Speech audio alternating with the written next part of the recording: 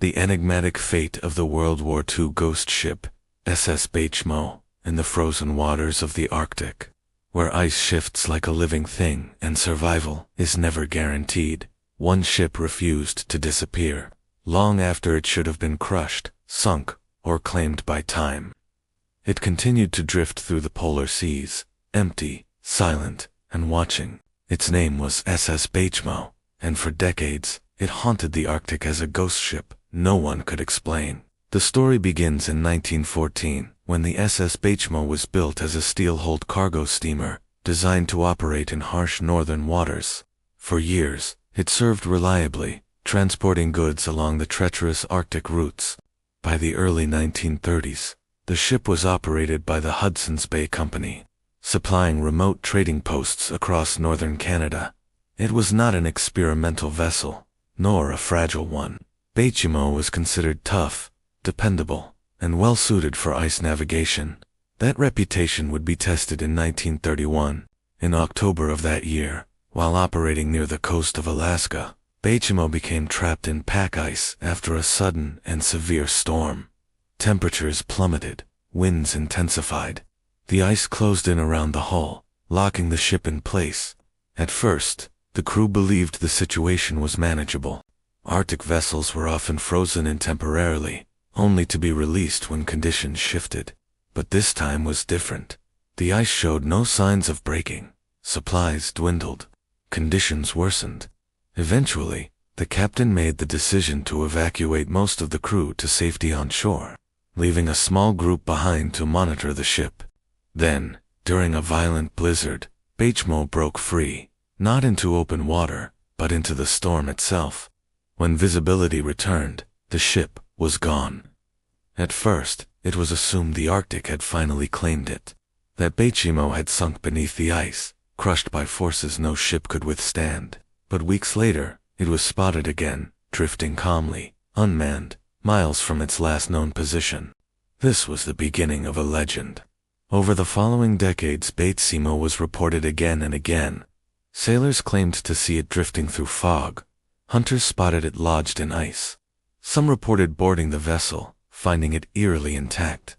Cargo still in place, no signs of panic, no bodies, just an abandoned ship moving slowly through one of the most hostile environments on Earth. Attempts were made to salvage it. Crews planned to tow it to port, but shifting ice, worsening weather, and logistical challenges always intervened. Each time, Baychimo slipped away again, vanishing back into the Arctic. What makes the story so unsettling is not just that the ship survived, but that it did so without human control. The Arctic is not forgiving. Ice crushes steel. Storms scatter debris. Yet Baychimo endured for years, possibly decades, drifting hundreds of miles without a crew, as if guided by unseen currents and frozen wind. The extreme conditions that birthed this ghost ship are central to the mystery. Arctic ice does not behave like solid ground or open water. It moves, fractures, and reforms constantly.